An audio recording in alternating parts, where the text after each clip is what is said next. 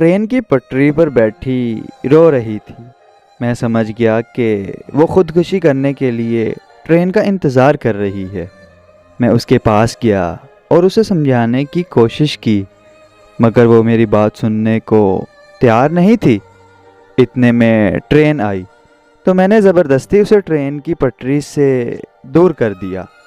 Train گزرنے کے بعد وہ زور زور سے رونے لگی اور بار بار کہنے لگی، مجھے مرنا ہے، مجھے زندہ نہیں رہنا۔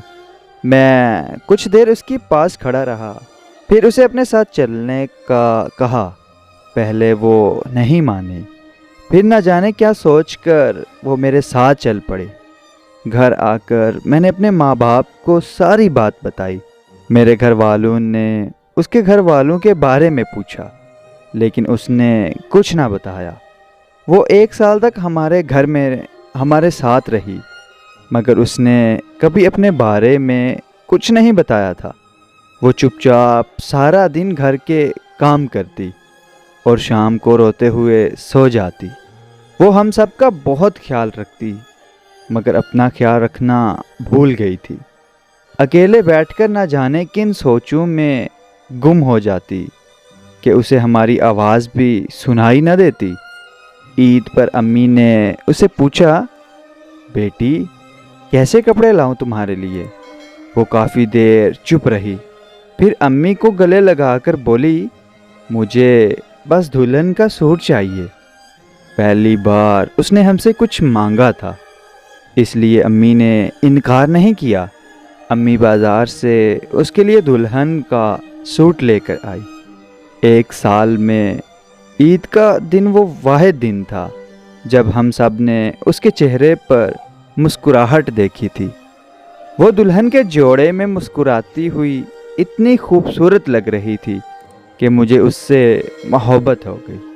شاید اسے ہم سب کی نظر لگ گئی تھی، جو ہمارے سامنے ہی بے ہوش ہو کر گر پڑی۔ ہم اسے ہسپتال لے کر جا رہے تھے کہ راستے میں اس کی موت ہو گئی۔ ڈاکٹر نے بتایا کہ اس کی موت دماغ کی نسیں پھٹ جانے سے واقع ہوئی۔ وہ کسی صدمے کو برداشت نہ کر سکتی تھی۔ مرنے والی تو مر گئی، مگر اپنے پیچھے میرے لیے بہت سے سوال چھوڑ گئی تھی کہ اس کی زندگی میں ایسا کیا ہوا کہ وہ 1 سال تک زندہ لاش بنی رہی۔ مجھے اس کے کمرے سے ایک ڈائری ملی جس میں میرے سب سوالوں کے جواب تھے۔ ڈائری میں لکھا تھا، میں اپنے والدین کی اکلوتی اور لاڈلی اولاد تھی۔ جب میں 10 سال کی تھی تو میرے والد فوت ہو گئے اور میری ماں نے دوسری شادی کر لی۔ میرے دوسرے والد جنہیں میں انکل کہتی تھی، وہ زیادہ تر اپنی پہلی بیوی کے ساتھ رہتے تھے۔ میری ان سے زیادہ بات نہیں ہوتی تھی کیونکہ میں انہیں پسند نہیں کرتی تھی۔ جب میری عمر 18 سال کی ہوئی، میری زندگی میں کوئی آ گیا جسے میں اپنی جان سے کئی زیادہ پیار کرتی تھی۔ وہ بھی مجھے اتنا ہی پیار کرتا تھا۔ اس نے میرے گھر رشتہ بھیجا اور میرے گھر والوں نے ہاں کر دی۔ شادی سے ٹھیک 2 ہفتے پہلے میری ماں فوت ہو گئی۔ ماں کی موت کے بعد میں بہت ٹوٹ چکی تھی۔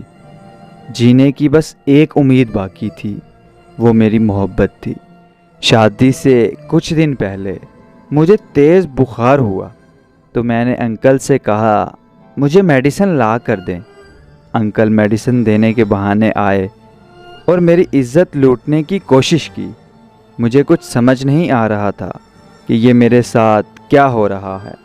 میں گھر سے بھاگ گئی اور اپنے منگیتر کو کال کی۔ وہ کچھ ہی دیر میں آ گیا۔ میں نے اسے سب بتانا شروع کیا، مگر اس نے میری پوری بات نہیں سنی، بلکہ رشتہ توڑ کر چلا گیا۔ اس طرح میرا سب کچھ ختم ہو گیا۔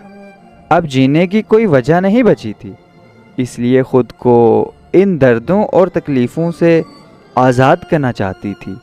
میں ڈائری کے آخری صفحے پر پہنچا تو یہ پڑھ کر میری جان نکل گئی کہ اسے بھی مجھ سے محبت ہو گئی تھی اور وہ میرے ساتھ شادی کرنا چاہتی تھی۔